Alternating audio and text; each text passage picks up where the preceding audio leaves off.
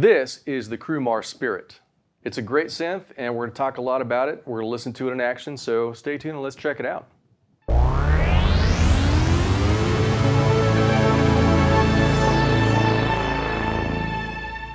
Hello, I'm Roland Bettis, and this is the Alamo Music Sound Lab. We're here in San Antonio, Texas, Alamo Music Center. Hop on the website, alamomusic.com. We've got a lot of great products and synthesizers, a lot of cool toys.